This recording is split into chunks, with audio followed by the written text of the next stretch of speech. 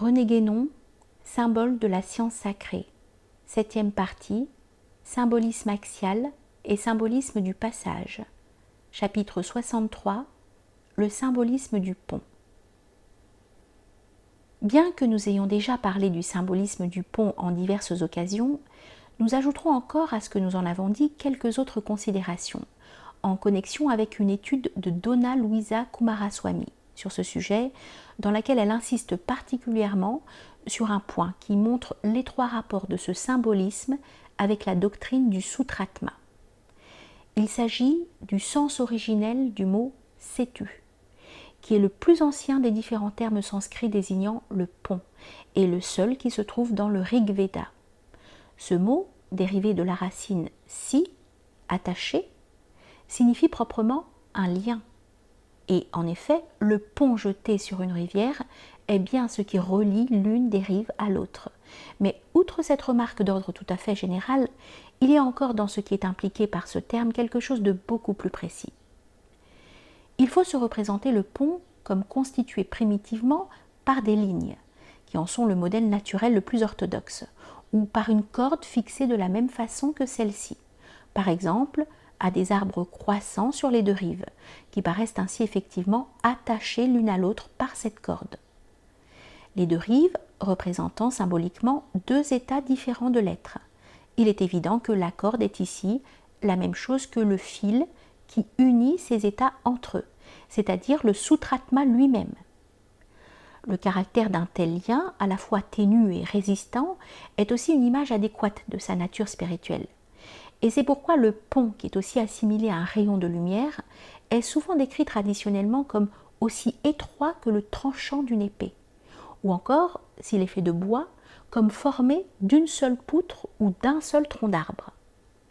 Cette étroitesse fait également apparaître le caractère périlleux de la voie dont il s'agit, qui est d'ailleurs la seule possible, mais que tous ne réussissent pas à parcourir, et que peu même peuvent parcourir sans aide et par leurs propres moyens.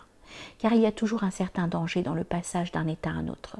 Mais ceci se rapporte surtout au double sens bénéfique et maléfique que le pont présente comme tant d'autres symboles, et sur lequel nous allons avoir à revenir tout à l'heure.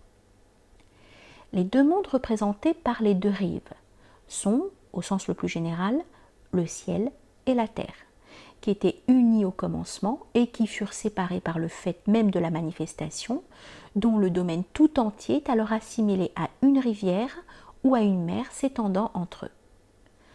Le pont équivaut donc exactement au pilier axial qui relie le ciel et la terre tout en les maintenant séparés. Et c'est en raison de cette signification qu'il doit être essentiellement conçu comme vertical, de même que tous les autres symboles de l'axe du monde, par exemple l'essieu du chariot cosmique, lorsque les deux roues de celui-ci représentent pareillement le ciel et la terre. Ceci établit également l'identité fondamentale du symbolisme du pont avec celui de l'échelle, dont nous avons parlé en autre occasion. Ainsi, le passage du pont n'est pas autre chose en définitive que le parcours de l'axe, qui seul unit en effet les différents états entre eux. La rive dont il part est en fait ce monde, c'est-à-dire l'état dans lequel l'être qui doit le parcourir se trouve présentement, et celle à laquelle il aboutit après avoir traversé les autres états de manifestation, est le monde principiel. L'une des deux rives est le domaine de la mort, où tout est soumis au changement, et l'autre est le domaine de l'immortalité. Nous rappelions tout à l'heure que l'axe relie et sépare tout à la fois le ciel et la terre. De même, si le pont est bien réellement la voie qui unit les deux rives et permet de passer de l'une à l'autre, il peut cependant être aussi, en un certain sens, comme un obstacle placé entre elles, et ceci nous ramène à son caractère périlleux. Cela même est d'ailleurs impliqué encore dans la signification du mot « setu », qui est un lien dans la double acception où on peut l'entendre.